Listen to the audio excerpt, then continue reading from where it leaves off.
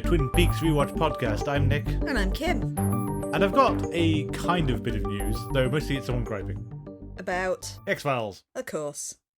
So it was a article I saw on Polygon, which was kind of, complaining about the X-Files reboot, like season 10 and 11.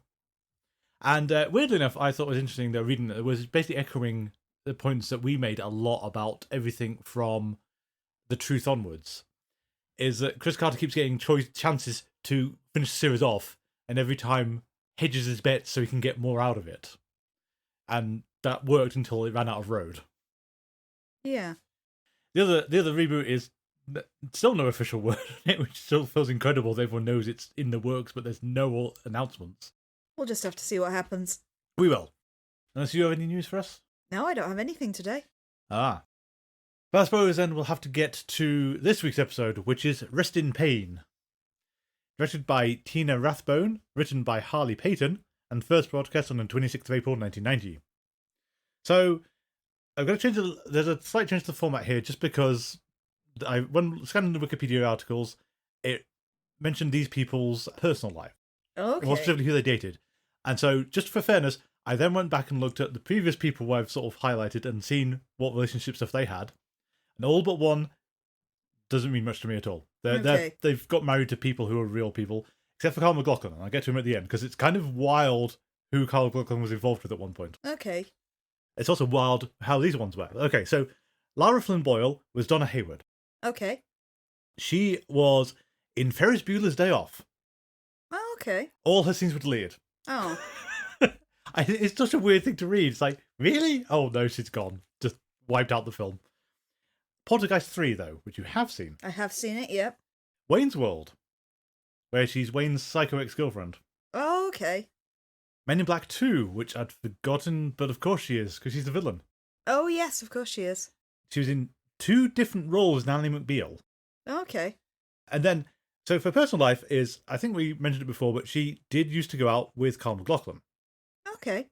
She also dated David Spade, who is Cusco in The Emperor's New Groove. Yeah, and 8 Simple Rules for Dating My Teenage Daughter. Yeah. While she was dating David Spade, she was smoking weed apparently with him and Jack Nicholson, and then started dating Jack Nicholson.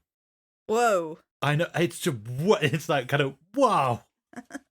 So the other person is Sherilyn Fenn, who is Audrey Horne. So, reading this, I realised that, I have seen her in something else ever, which is Fatal Instinct, which is a really strange spoof of Fatal Attraction. Okay. She showed up in an episode of Cheers, which I think neither of us had spotted before. No, I don't remember her. An episode of Friends. An episode of the 2001 Outer Limits. Okay. House MD. Okay. Okay, so for her dating life, she dated, and this is like, really? Prince. Fair enough. And Johnny Depp. Oh, wow. And her other notable thing on Wikipedia, which is one of these whole, okay, I understand how this happened, it was the 90s, but there's many lists of beautiful people and many lists of sexy people, and she appears on both. This is from people like People Magazine down to FHM. She is very pretty. She is very pretty. So, coming back to the other one though, Carl McLachlan. Okay. Also dated Laura Flynn Boyle. But, put the pin in this one for later, because this is going to be relevant. Dated Laura Dern. Oh, okay. Yeah. Yeah. What, really? Anyway, would you like to tell us why we are resting in pain? I would, but out of curiosity, and because I've mentioned it a few times, do you want to know what the Log Lady introduction was to this episode yes, as well? Yeah. Because I have a bunch of these written down, and we've kind of commented on it, but I don't think I've read any of them out yet. You read the second one out. Okay. Would you like me to start giving them to you? Yeah. Since we don't actually get this on our version, it was just when they were kind of re-released, I think, on American TV. Yeah. Okay. So this is your Margaret Lanterman, as the character is actually called, introduction. There is a sadness in the world, for we are ignorant of many things. Yes, we are ignorant of many beautiful things. Things like the truth. So sadness in our ignorance is very real. The tears are real. What is this thing called a tear?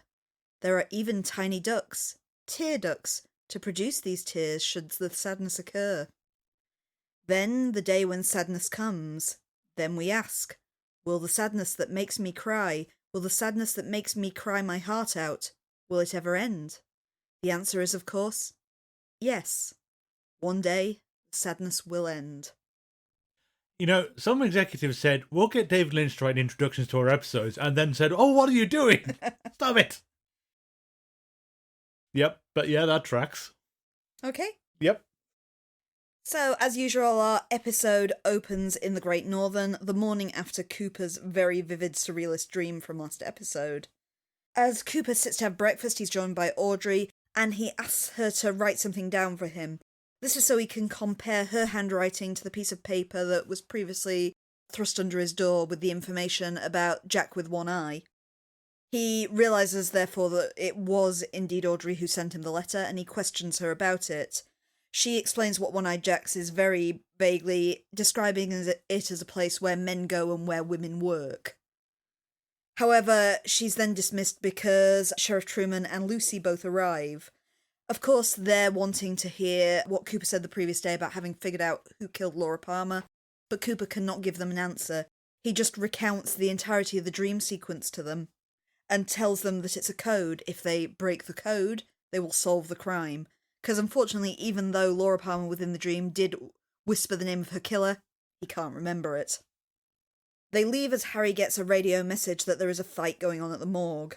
Naturally, this fight involves Albert, who has been kind of prevented doing his job by Dr. Hayward and Ben Horn.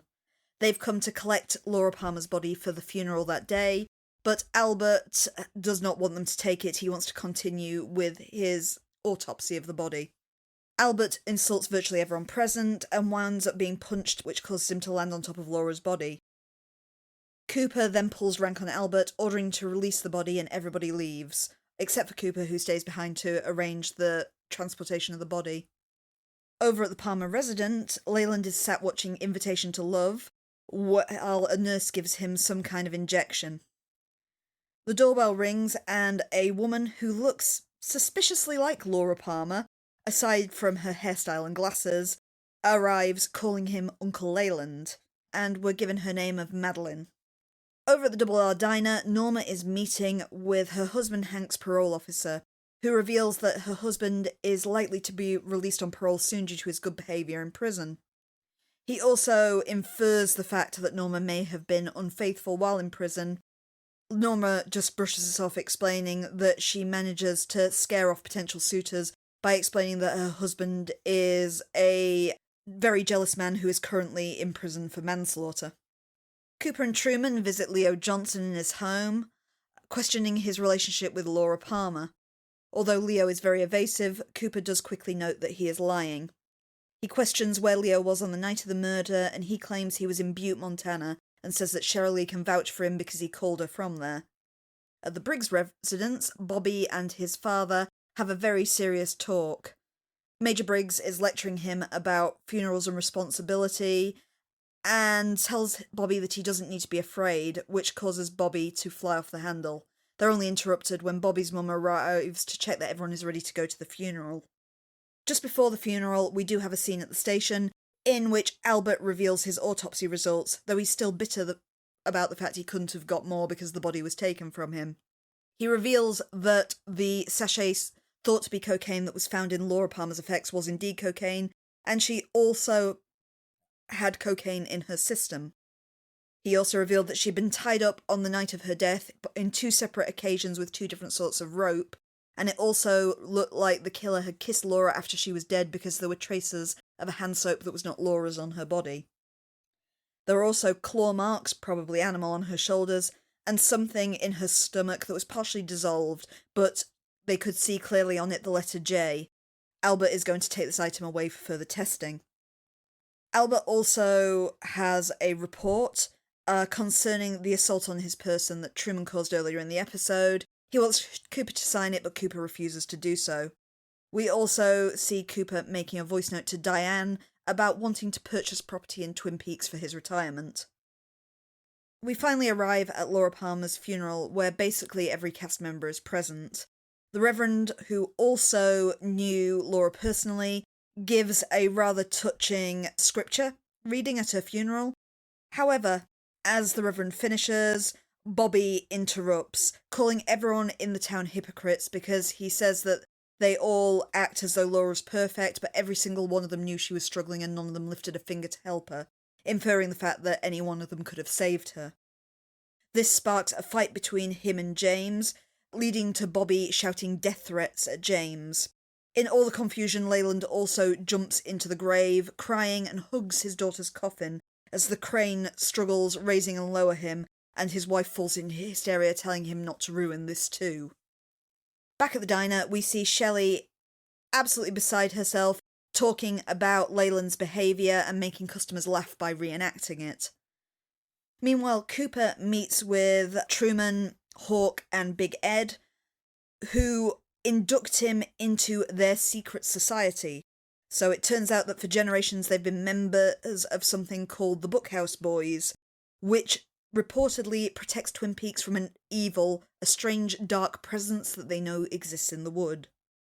At the moment, the Bookhouse Boys are investigating a drug ring, which the Renault brothers, Bernard and Jock, they believe to be involved in some way. The men take Cooper to the bookhouse, where they have been meeting for the last 20 years. They are there introduced to two other members, James Hurley and another young man called Joey Paulson, who have Bernard Renault in their custody, bound and gagged.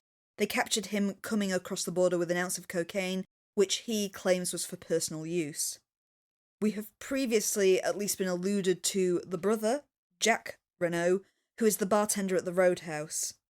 In the next scene, we see that Jack is already realising he's on thin ice. He sees a red beacon flashing on the roof of the Roadhouse, which tells him that there is trouble, and he runs away, eventually calling Leo and asking that Leo gets him out of Twin Peaks and over the border. Truman visits Josie Packard, who believes that something horrible is going to happen because she knows that Catherine and Ben Horn want to hurt her. Throughout this conversation, we see that Catherine is eavesdropping on their conversation. Josie shows Harry the hidden safe, which she believes still has the two contradicting ledgers in it, however one of the books is missing. We see Catherine then hiding it, and making sure that Pete is aware that he knows that she knows that he told Josie about it. At Laura Palmer's gravesite, Cooper meets with Dr. Jacoby, who he realises was not present at the funeral. He has a rather touching conversation, an honest conversation with Dr. Jacoby, in which Dr. Jacoby admitted the fact that he doesn't actually care about the townspeople, but Laura had started to change that in him. In the final scenes of the episodes, Cooper and Hawk sit in the hotel watching people dance while discussing the existence of the soul.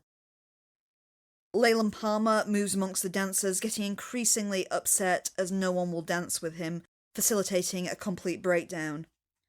Cooper and Hawk manage to pull him to one side and offer to take him home. Thank you. I kind of get the impression that David Lynch and Mark Frost kind of treated the previous episode how I imagine the writers of Empire Strikes Back handled it. Okay. Which is, you put the big revelation into it, so like, no, I am your father, or I know who killed Laura Palmer, and then say, right, off you go. And they do not care how you resolve that. It's someone else's problem now. Because it's kind of fascinating when you've read the synopsis again that Coop remembers such granular details of that dream, but not the actual pertinent clue he needs. It should be noted as well the fact that the dream sequence he describes is not the one in the previous episode. He's describing the dream sequence from the unaired pilot. The dream sequence and also some of the actual scenes, because the stuff he describes with the conversation with Mike is the stuff that actually happens in the pilot. And the pilot also has the caption of 25 years later for the Red Room. Mm. So yeah, it's curious that the context is different from how he describes it to what we saw. Yeah. And I like the fact that the series has decided that it's all in on the whole, the dream is like, what Cooper says, the dream is a code, we need to decipher it. So you very quickly get Albert corroborating one weird thing that Laura Palmer says in it, which is sometimes my arms bend back. Which is describing the way she was hogtied, basically. Yes. And whatever horrible situation happened there, well, I'll talk about Laura Palmer.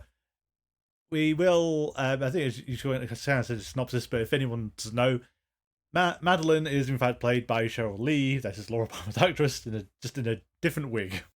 It's not a big secret because she is credited as Madeline, Yes. but I would admit, if I didn't know that, I might not have recognised her.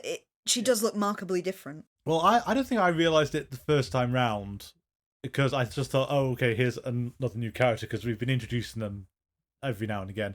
But then again, I also do struggle with this sometimes, because remember when we saw the monkey, the Oswald Perkins one? Osgood Perkins. Yeah.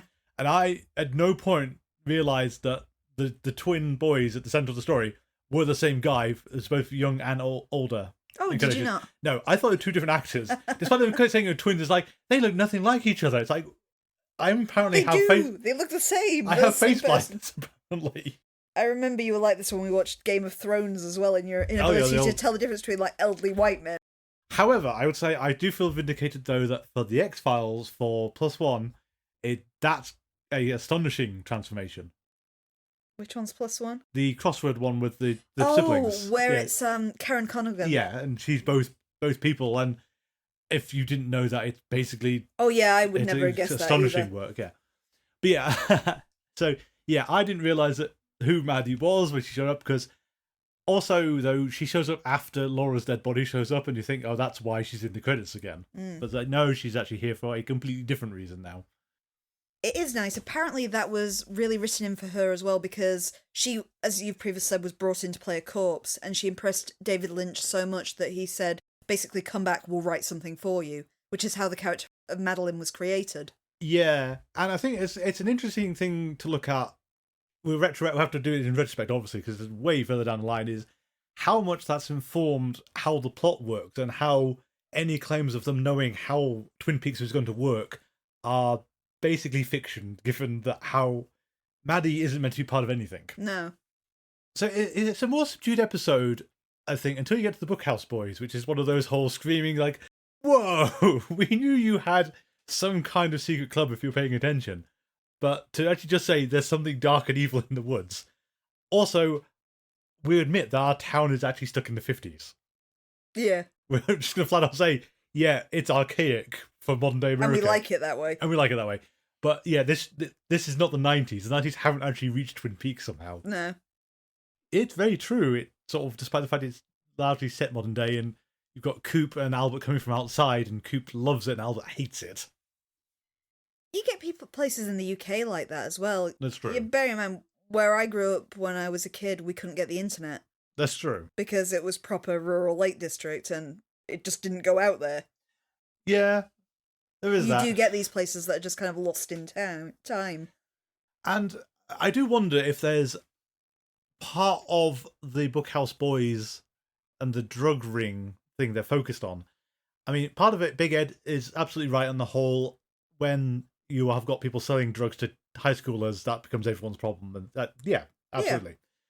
Yeah. At the same time, though, you can also see it as the Bookhouse Boys being a guard against the outside world. And like, cocaine is this kind of more modern thing coming. I know cocaine is old, but more cocaine as a trendy drug is a more recent development, isn't it? So that's an encroachment of the modern outside world coming into Twin Peaks they're trying to defeat. They are basically a conservative group trying to keep Twin Peaks in the state it is in. Yeah, but your example is still cocaine. Oh no, I am aware of this. It's not pre-ripped jeans coming in. I'd say mobile phones maybe, but it's a bit too early for mobile phones still.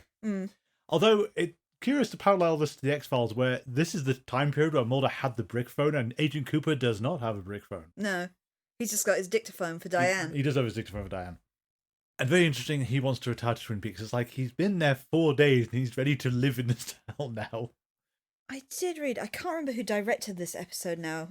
It was Tina Rathbone. Tina Rathbone, that's it.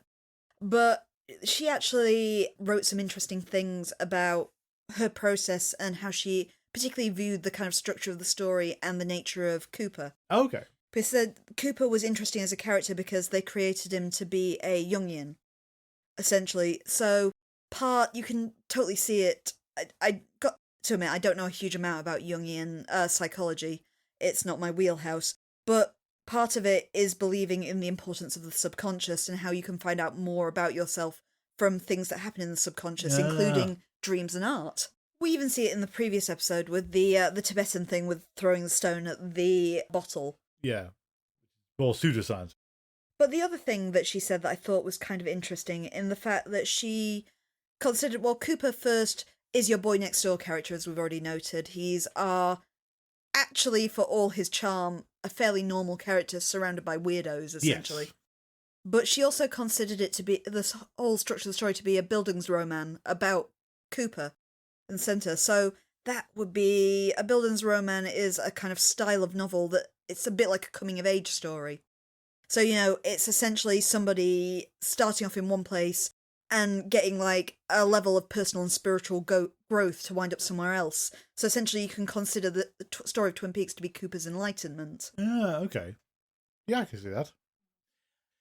So it's interesting, though, focus on Cooper for a minute, though, is we've also seen that Cooper will do unorthodox investigative processes, like the Tibetan thing. He also is bending to rules I don't think he should. Because, like, when the Bookhouse Boys reveal, we have kidnapped Bernard Renault. We've literally got him tied up in this room. Yeah.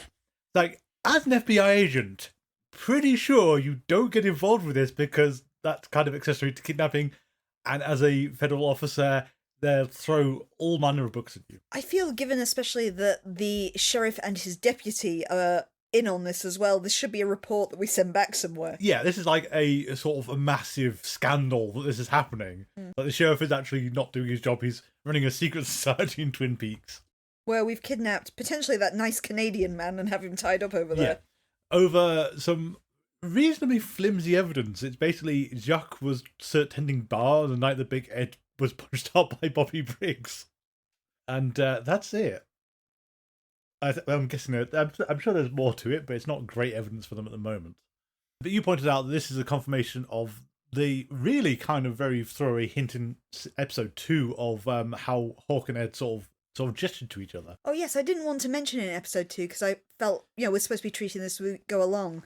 But there is just one moment in episode 2 where you see them do the Bookhouse Boys salute. Yeah. Where they just kind of draw one finger down the side of their face.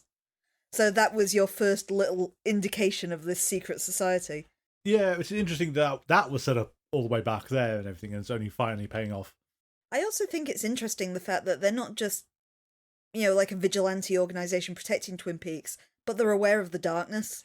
Yeah, and we haven't got into this before. The woods have been portrayed as spooky, especially when Bobby and Mike met with Leo in the woods. And there was the figure. Yeah, but that at the time, I think you treat that as it's the woods at night. It's inherently creepy, especially if you're in the deep forest and there's no one for miles. And meeting an armed drug dealer. Yeah.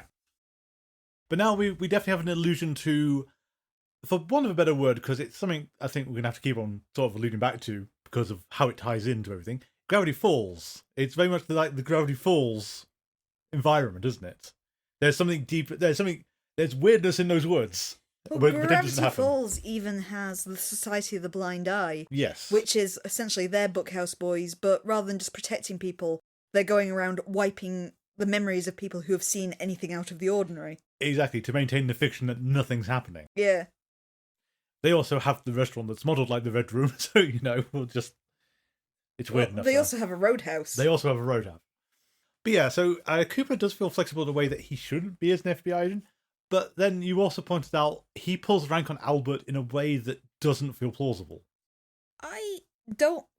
Admittedly, we had to look into the ranks of the FBI a little when we were reviewing the X-Files, but I'm pretty sure that Cooper's a special agent, which puts him about on Mulder and Scully's level. I think that's exactly Mulder and Scully's level. That's as far as either of them got. But when we looked into that, I'm also pretty sure that special agent is essentially the lowest rung on the ladder. Yes. It's before you get into directors and assistant directors and all the upper echelons. Well, you're a field agent. You're sort of not an office-bound person like Skinner is. So, can he pull rank on Albert?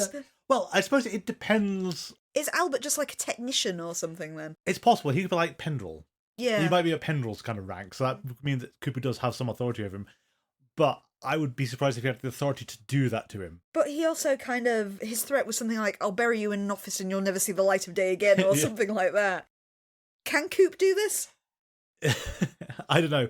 Well, this reminds me of the oft-mentioned internet reviewer Grimbeard again. Because he made a comment in one video and I can't actually remember the context of it, but it was like he compared something else to how David Lynch seems to think the FBI works, which is like a dream within a dream, and it's like it's not remotely like the real FBI. Yeah. It's an organization where someone like Dale Cooper could exist. So I think we've got to let it slide. Of technical terms, Chris Carter seems to be much more like familiar with how the FBI would function. Yeah. David Lynch doesn't know and doesn't care. It's just not relevant for the story. But that's just, yeah. I think it's knowing both series side by side causes that confusion. I guess you've just got to buy that Coop is so good at his job that he has this sway. Yeah, I think so. I did think it was interesting, while we're kind of talking about Albert and the autopsy, that Ben Horne was present in this sequence, because it's not just Albert arguing with Dr. Hayward, that Ben Horne has arrived because Leyland was unable to collect the body, essentially. Yeah, and at first it reads like Ray Wise wasn't available for filming this week. It's the kind of excuse where you have to drop someone else in at late notice, and you've got to have a throwaway line to explain it. But Ray Wise is in the episode normally anyway, so it was really strange. I guess it's we don't know much about Leyland Palmer. We haven't really seen him much. But I didn't get the impression he was really Ben Horne's friend or anything. He's Ben Horne's accountant. No, but then think about it, the Palmer relationship outside of the household is really vague, because, I mean, could you point to who Sarah Palmer's friends are? Other than the Haywards. Other than the Haywards, and even that's kind of... I haven't seen any scene with Sarah and Doc Hayward's wife at all. I did think, and it's a bit of the dark heart that I was kind of feeling in this episode. I was going to mention it later, but I'll mention it now. It's when Bobby accuses people of the funeral of being kind of culpable for Laura's death because they knew she was struggling and didn't help her. Yeah. It's almost the kind of those who walk away from Omelas effect to it. Yes. So, those who walk away from Omelas, if you haven't heard of it, it's a absolutely excellent and very influential short story by Ursula Le Guin, where the whole idea is you have this idyllic, picturesque, beautiful town that only exists that way because there is a secret that they don't tell anyone about. And there is a coming-of-age ceremony within Omelas in which people are taken down to a basement and revealed this secret, at which point they choose whether they can continue living in the community and pretend they haven't seen it, essentially, or just leave and never return. So this is kind of our Omelas here we have with Laura Palmer, is the fact that everyone has created this idyllic thing that they just keep repeating about how wonderful Laura was, how beautiful she is, but Bobby has now inferred the fact that they all knew that she was not this wonderful person. And I feel you also see it again towards the end of the episode when Leland is having his public breakdown. If everybody knows the Palmers this well and, cares about what's happening, cares about Laura, but when Leland is publicly struggling and breaking down, everyone just kind of steps away from him. It's the dispelling the illusion, this is not perfect, this is not beautiful, and therefore they don't cope with the mentally ill person in the room. Indeed. Bobby could just be lashing out. It is impossible. It is possible that from his perspective it should be obvious, but from the actual rest of the townsfolk it's not obvious. Though, given that David Lynch's whole thing, or at least the big thing before this, was Blue Velvet, which is all about the corruption beneath the idyllic Americana, that feeds very much into how Twin Peaks works. Because I think this was actually how the concept was sold to him.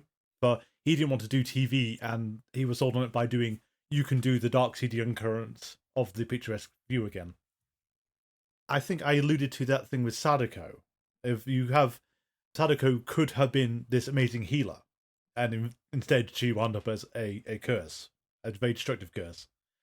Was Laura Palmer snuffed out like she's keeping the darkness at bay by existing, and snuffed out everything starting to encroach on the town? Yeah, it's a good point. Shelley is also a friend, or at least an acquaintance of Laura Palmer. She was affected by the death.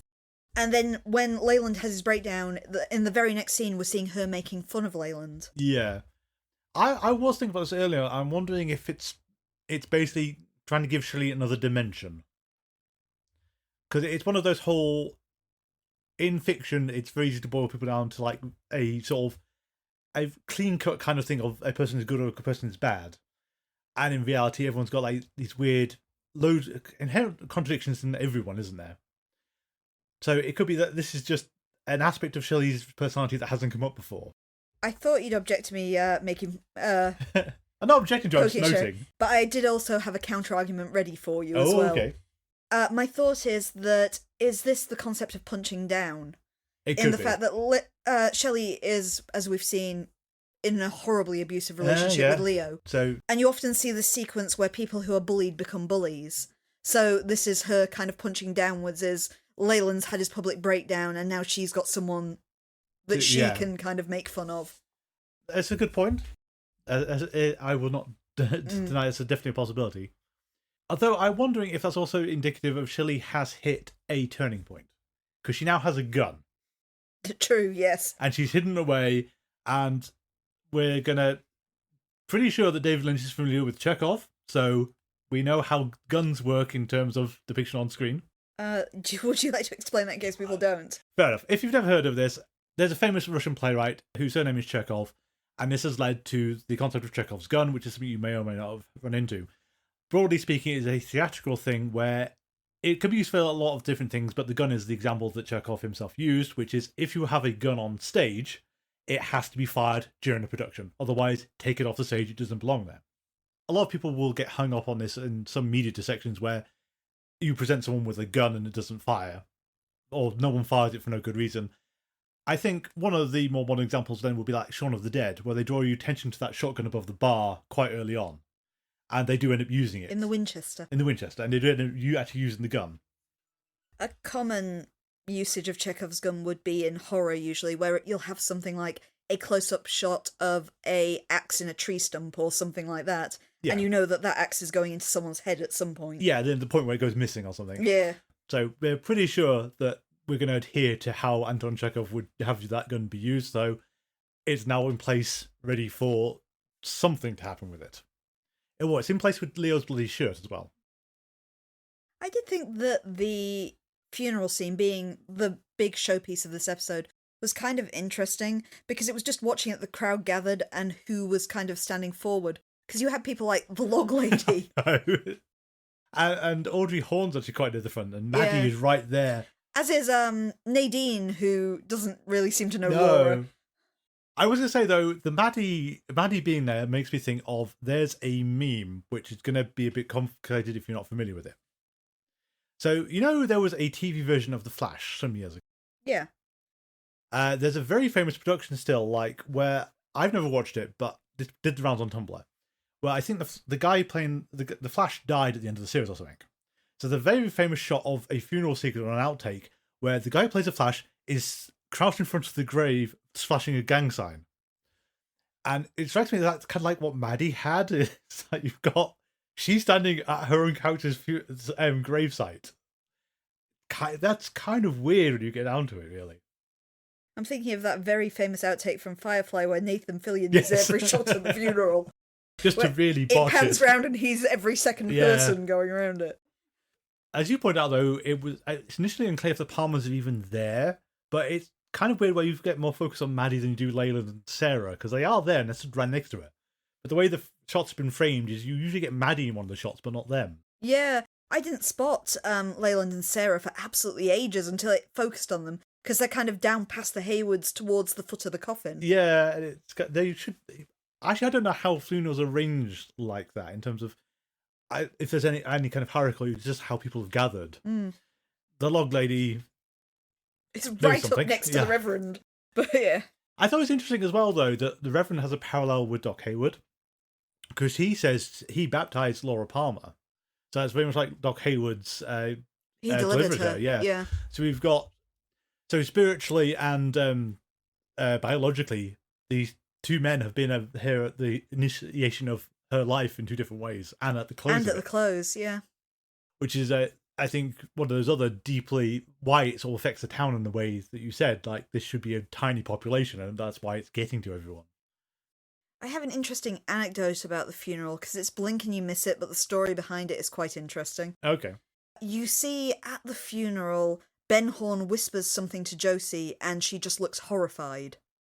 She has a really weird look on her face. David Lynch, I won't say the full word because you always bleep me when I swear, but David Lynch told the actor who plays Ben Horne that he had to whisper the word "see you next Tuesday" into her ear so they could get a natural reaction from her. But Josie Packard's actor doesn't speak fluent English and had no idea what that word meant. Oh. So that's why she has this kind of weird expression on her face, because he's just said a word that's completely alien to her in her ear. I love how Twin Peaks is made up of, there's all the really deliberate stuff, and there's all the accidents they've just kept in. Yeah, well, Ben Horns, I forget what his actor's called. Richard Beymer. Richard Beymer went to apologise to her afterwards because he felt so horrible about just saying a random obscenity in her ear, and that's when he found out that she literally had no idea what he'd said to her. Well, I suppose we haven't talked about Audrey. I don't know what there's much to say about Audrey other than Audrey... Actually, no. Audrey's haircut has changed again, and this ties into the whole... So far, Twin Peaks has happened on a really narrow timeline. A huge amount has happened, and Audrey's hair has grown, been shaved off, grown back again, and now it's short again. And parted the other way, strangely. Yeah. Audrey has amazing control of her hair, apparently, or some really excellent wigs. Mm.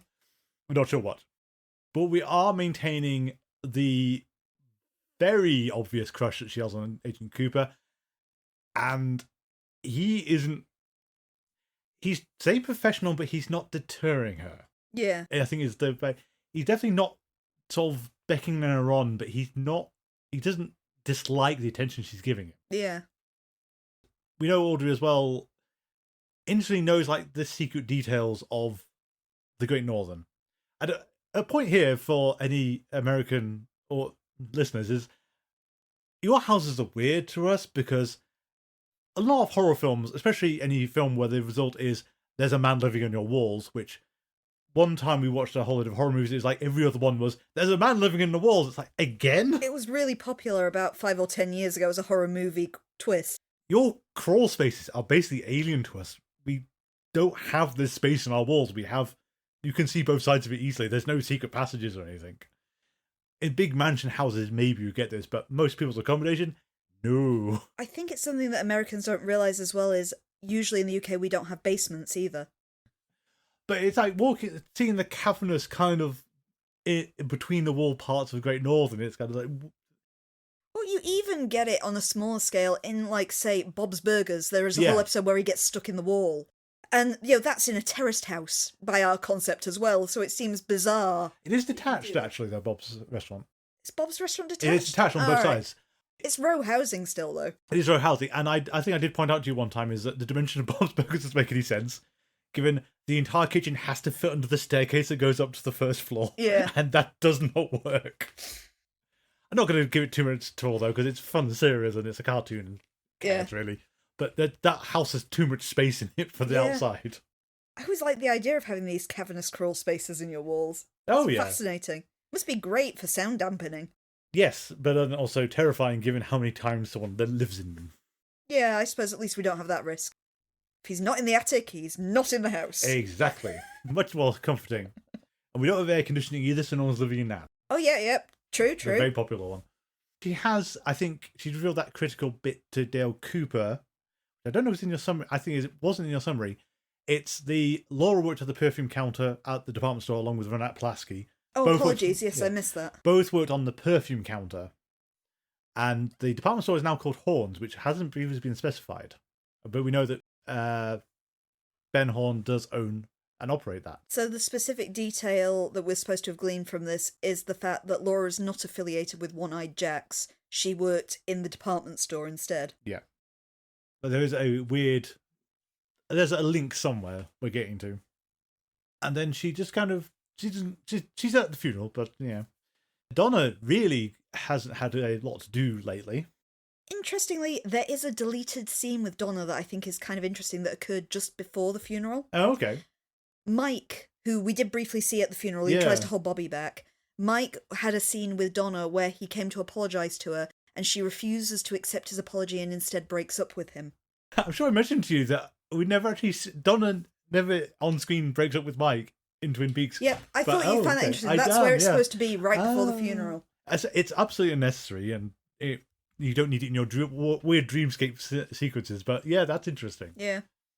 I did also like the fact that when Cooper is telling Truman about the dream, he immediately comes on to, so Mike and Bobby. No, different Mike and different Bob. It's like, why have you said last time you thought there was one reference to it. It's like, why have you made it this complicated? You didn't need to have them have the same names. Mm.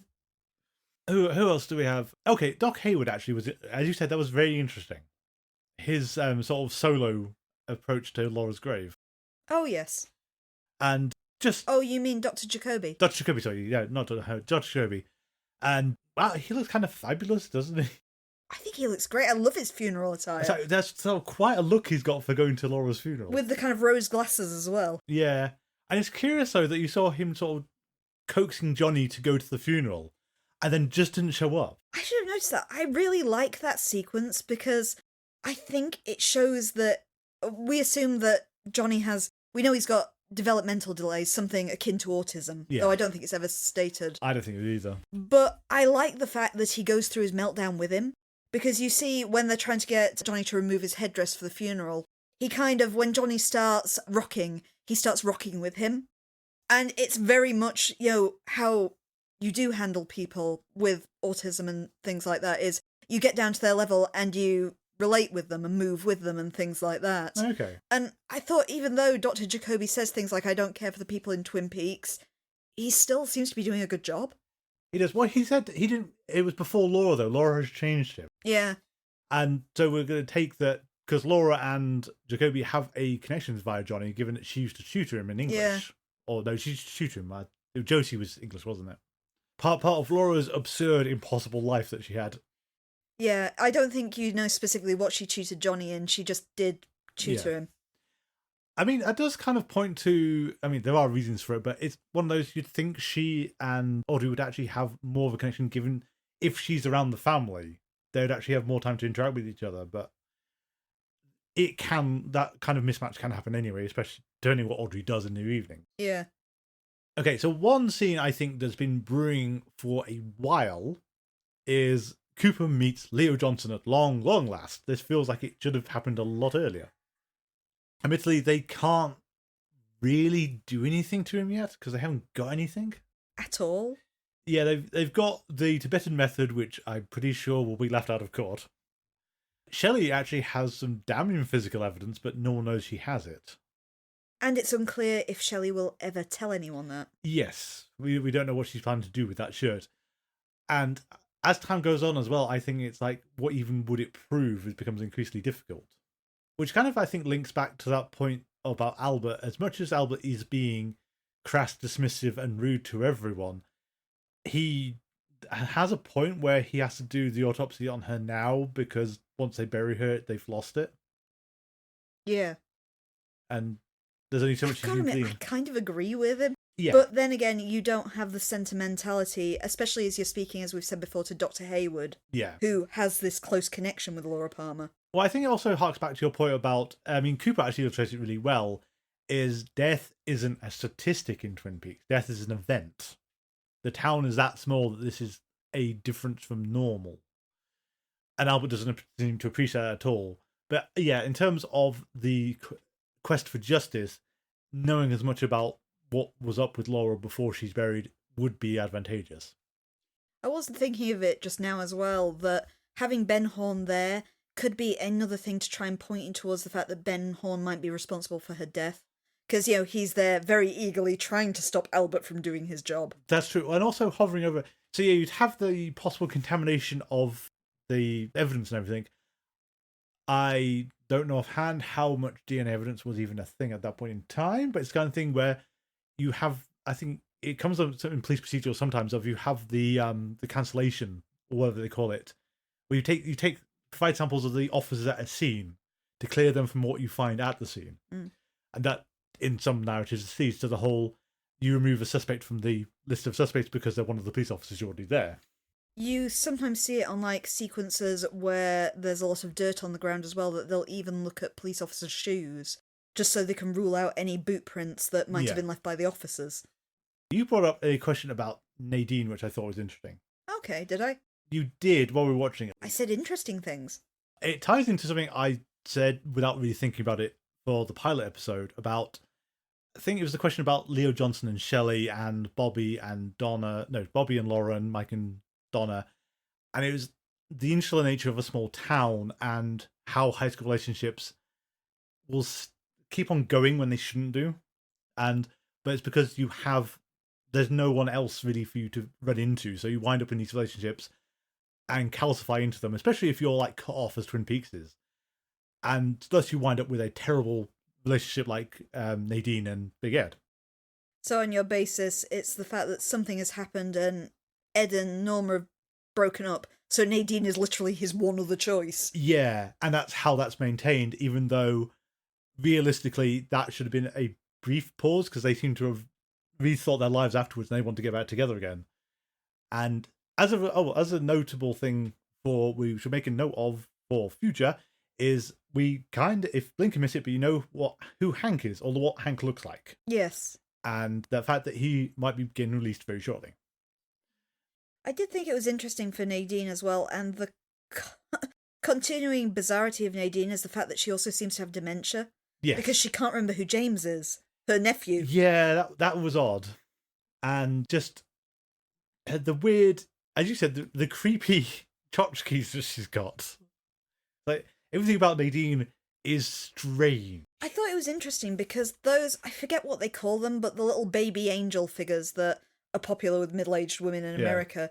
But usually you see women have millions of them, but she's just got a really odd selection of random tchotchkes. It's not like she's collecting one particular style. Yeah. And I think Nadine's also... She's definitely kind of a deliberate counter to how soaps would do things, because she seems to embody polar opposites of a soap character. Because she's got the suburban perfect home, because that's all laid out very nicely. Pristine clean. She's very dedicated to that. But she is not a typical housewife by any metric. She doesn't fit into this archetype. I've got to admit that Nadine is by far my favourite character in the entire series, just because you never know what she's going to do at any point. You never know if she's going to come in screaming, come in and kiss him, anything. It's just every time she appears, it's like that, oh, what's Nadine going to do now? She's also quite clearly not interacting with reality as the audience perceives it. Well, it's the entire conversation with Big Ed where she's talking about how wonderful last night was after the Sergeant Draper and her discovery. He looks desperately uncomfortable for every second of that. Well, it's a weird conversation to have when you're preparing for a teenager's funeral. That too. But it's like he's so trapped with Nadine, and it's really odd. I mean, I think this also ties into Catherine and Pete. It's why people aren't splitting up in this town. But you hit on it before, the fact that Twin Peaks is locked in the 50s. Yeah. When divorce wouldn't have really been an option. Yeah, and I think though it's an interesting thing though. It's kind of anyone who's like anti-divorce. It's like it's not a great example to show them, but it's like this is the kind of destructive effects that mindset has, where it destroying these people, because Nadine is just going to get more and more hurt the longer Ed's life goes on with. Well, Ed is at the very least having an emotional affair behind her back. Yeah, we don't know how much further than that it's gone, but it's not going to be good when she figures that out. If she figures out. Especially someone who's kind of... Strong? It's strong and emotional as Nadine. Yes, unbalanced. Unstable. Unstable. Unstable's a good word, yeah. It's a curious thing. I don't know what to make of it, if we need to give it some time before it's all sinking properly, but it's again, Laura's death being a schism, and you can imagine that if she hadn't died, she and Bobby would have never split up, but she'd continued having an affair with James and having all kinds of other relationships, because I flipped through The Secret Diary of Laura Palmer that arrived this week. And ready for that episode? Yep. But one of the pages I just sort of stopped on randomly it was a list of the initials of the people she's been with. Yes. And that's a long list. Yes. That's a very long list for a 17-year-old in America. Yeah, I haven't read it for a number of years, but I have read it before. Donna would still be with Mike. Big Ed maybe would be trying to make the best of it with Nadine, or still trying to juggle her with Norma. It's a bit like when you drop a stone on ice. Yeah, it's the fractures. The fractures, the cracks kind of just spreading and spreading and getting deeper and deeper. Yeah. And I think it's I keep going back to Sadako, because it's the whole, she could have gone either way ultimately. So Sadako and Ringu. In Ringu. If you haven't seen Ring Zero, this is going to sound like absolute gibberish, but if you've seen Ring Zero, you probably can get what I'm going up with this. Ring Zero, just for the record, is the prequel to the Japanese movie Ringu, which was remade in America as The Ring. but Ring Zero does not have an analogue in the American film series, and itself is an adaptation from a short story called Birthday, I think? Yeah, there's a manga version as well, I think. Yeah. But the point of it is that Sadako seems to have healing powers, and she wasn't a vindictive just force of evil until she was clubbed and thrown down a well. Yeah, if she had not been murdered, basically, she could have become a healer and could have done a lot of good. Yeah. And I'm wondering, but I think Laura possibly is a more complicated thing where her death, though, has, at this point in time, seems to have freed Donna from Mike, and it possibly is going to help Shelley, because I think Shelley is moving away from the timid housewife she was.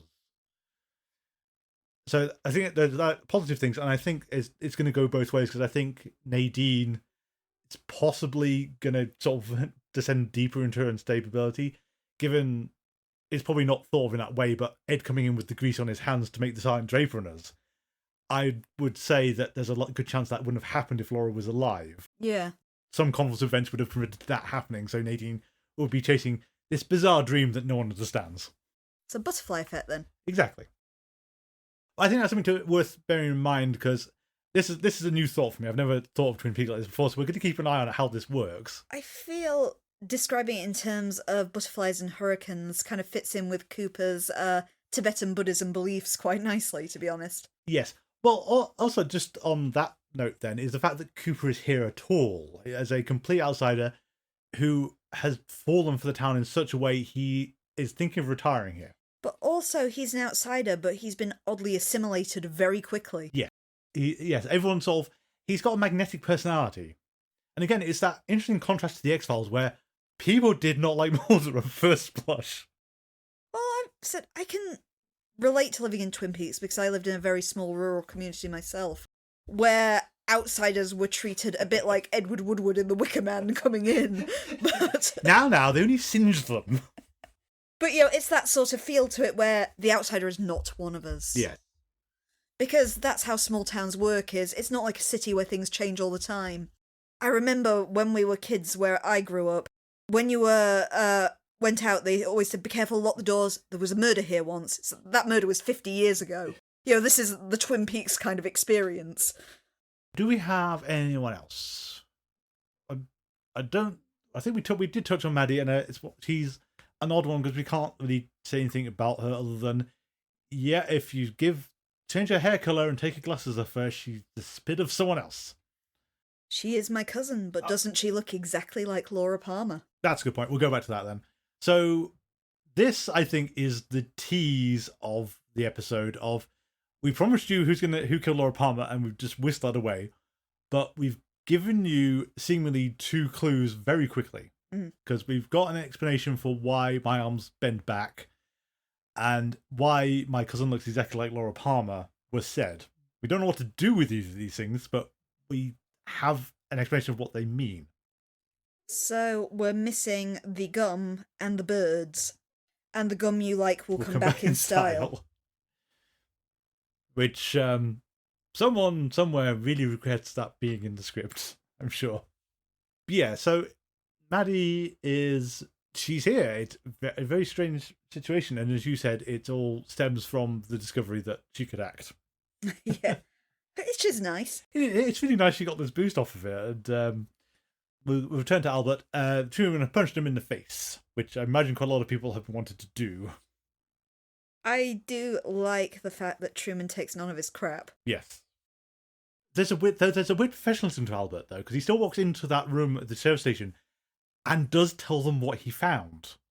He doesn't sort of demand that Truman leaves or anything. He does mock him. But it's there's a level of professionalism which is odd. Well, and the fact that he will continue working with what he's got, because the item found in Laura's stomach, he says, I will go and I'll reconstruct it. I think he has a dedication to work, which is interesting. I don't know, is it a weird kind of parallel to Cooper, where Cooper is... they've already made the comparison to Cooper as Holmes, basically. But Cooper is not Benedict Cumberbatch or Robert Downey Jr. It's like he's the old-style Holmes before those two sort of came in, sort of wrecked everyone's interpretation of him. You see it in this episode when he sits down in the cafe and he has one little exchange with Norma, and then turns to Ed and says something like, "How long have you been seeing her?" It's not even that. He gives an order to Norma, then just turns and said, "How long have you been in love with her?" Yeah. And they bet the bill on the outcome of that. But that's his kind of seventh skill, is he reads people that fast. Exactly, and he is very Holmesian. But Cooper does have, as much as he can come off as cold sometimes, he loves people, I think. He likes interacting with people. And he also likes sharing his hobbies and his interests, because he's like, when he goes to Leo Johnson and they're going to go talk to a person who, by all accounts, you think is the murderer, and he's like, "Look, there's ducks on the pond." It's like... Oh. He just has this joie de vivre about him. Everything makes him smile. Mm. And I do wonder if you'd ever get... We don't know where Cooper actually lives before this, do we? No, I guess you've got to... We assume it's Washington. Assume it's Washington. Just because... Or Virginia. It's got to be somewhere close to Washington, D.C. Much like in the X-Files, where you've got to be in the vicinity of the the J. Edgar Hoover building. Well, yes and no, because it could be a branch office. Cause, it does have satellite offices, yeah. So we don't know quite where Cooper's based out of. But I'm wondering, though, if there's a thing with... It's like Cooper and Albert as opposites, where if you send Cooper into a big city, he would start behaving more like Albert. And it's like the small town as an infectious appeal to him. Whereas Albert was more comfortable in a big city with modern amenities and everything else. And you see that Albert's kind of losing his mind because he thinks he's somewhere really backwards. Yeah, he feels like he's travelled back in time and everything's archaic. And in some cases he has, but I mean, admittedly, you don't usually get a drill like that and start attempting to drill into Laura Palmer's It's a power drill as well. I know, it's like the whole... You really are just going too far. Some basic empathy, please. Mm. But no, it's the contrast between them is still interesting, and it's also, though, that Cooper is now siding with Truman against Albert. Last time he kind of seemed to laugh it off as that's just how he is, and now like there's a battle line, and Cooper's decided to stand with Twin Peaks instead of with the FBI. Well, we've got confirmation about the cocaine, so yeah, look, and I still don't know if that's meant to be the inference of Laura did all these activities because she was high on coke, which allowed her to have the energy to do it.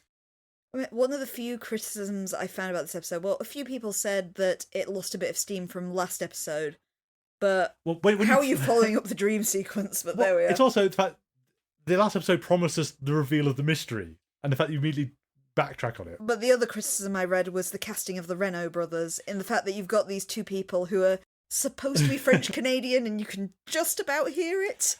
They're definitely putting on the French accents. Yeah. I think Jack, I suppose that's a good one, is Bernard, I'm pretty sure we will never see again. Mm. Jack, on the other hand, it's weird that they've been foreshadowing him since the second episode, but this is the first time he's actually shown up on screen. And you'd think you'd have tried to insert him somewhere earlier. I still think he might have been at the Roadhouse, but I'd have to watch it again to be sure. He's just in the background if he is. If he is out of focus, and I don't think you can see who's tending the bar at the time.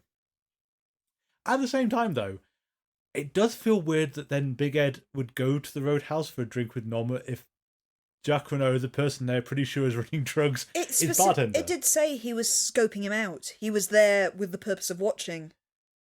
Okay, so we've retconned that out, because he was definitely there for just to meet with Norma. Yeah, I presume it's the whole... In this retcon, Norma is his cover, but he was actually watching... it's Jock, isn't it? Jock Renault. Jock Renault. Yeah, I don't know what to make of Jock Renault, other than he's clearly part of something... The CD drug undercover thing, just because of his connection to Leo. And trying to get him out of the country. I still kind of like how Canada is just basically a lawless wasteland, apparently. It's like, you cross over the border and... Hey, everything's fine. Come to the casino. Drugs, prostitution. Yeah, it's fine. I mean, more darkly, it feels a lot like how modern day stuff presents the Mexican border. Yeah, I guess it is a little, kind of horrifyingly so. But Canada feels utterly... I wonder if that's meant to be just surreal and everyone's going, what, really, Canada? You've got this image of Canada being essentially, what do you call it from Disney's Pinocchio? Pleasure Island. Yeah. Kind of up there. Do we have anyone else? Because I think that's the majority of the key cast, and even like most of the guest stars. I suppose James. I think is the last thread where he just cropped up and I think the only one that you haven't really noted is Josie Packard. Oh, yeah. And the fact that she's tried to show Truman the books because she doesn't understand them, but Catherine is already one step ahead of her. And also, I don't think I mentioned it in my summary, but Josie's now fearful that Catherine and Ben Horn might be trying to have her killed. Yeah. I think the weird problem with Josie's plot is it's a soap opera plot, and we aren't really here for that anymore, are we? It's reminding you that this is a soap opera. No. It's really kind of basic. I do like Truman's ability to analyze a general ledger so fast with a couple of flips, say, "Yep, looks fine to me." It's like that. I think auditors take a while to figure out what's going on when they look at Maybe these. if he was in a better state, you might have had to have dragged in Leland Palmer to take a look at it or something. Yeah. It's all an excuse to show that the two of them are still together and happily canoodling on the floor in Catherine's office. Do you two want to go somewhere else? Well, Catherine listens in over the intercom. She turned it off at that point. Okay. She had turned it off. She does. She has some kind of level of decorum then. Not a lot, but some. Oh, and so James is really boring. I don't like James. I don't know what you have against poor James. Well, it's because he's really boring, I think. He's the teenage heartthrob. Yeah, and he has nothing to him. Teenage heartthrob. The most interesting thing was he said he wanted to go to the funeral and did. But no, I was going to say, one of the famous other Twin Peaks shots that the Simpsons spoof just showed up, though, is the traffic lights suspending in darkness. Yes. We're going to be seeing that a lot. That's the other part of the dancing horse bit from the Simpsons spoof. Mm. Or not the spoof, not the Come Mr. Burns. The other time Homer's watching Twin Peaks for some reason and says he doesn't understand it. Yeah. So the next episode of Twin Peaks is called The One-Armed Man. Ah. Hi, Mike. Started as a fugitive reference, now instrumental to the entire thing. See, this is what I mean about the whole David Lynch just keeps accidents on set in and then sort of does weird things with them. If you'd like to get hold of us, our email address is thingsargettingstrange42@gmail.com. You can also find us on social media and hook me up if you would like me to promote anything at the start of this show, especially if it relates to Twin Peaks, The X-Files, or Garth Marenghi's Dark Place, the series we've looked at so far. You can find us on Blue Sky at GetStrange42, Tumblr, same at GetStrange42, or Facebook by searching for Things Are Getting Strange, a Twin Peaks rewatch podcast. Additionally, if you're not sick of my voice right now, I also stream live on Twitch TV, Mondays and Wednesdays at 8 PM GMT and Saturdays at 5 PM GMT, under the name Adverse Camber 42. At the moment, I'm playing Black Myth Wukong on PlayStation 5, Kingdom Hearts Re-Chain of Memories on PlayStation 4, and The Wolf Among Us on Steam. Our theme music is A Vision by Kevin MacLeod. You can find it on Compotech.com, licensed under the Creative Commons by Attribution 3.0. Thank you all for listening, and until next time, please remember, This must be where pies go when they die.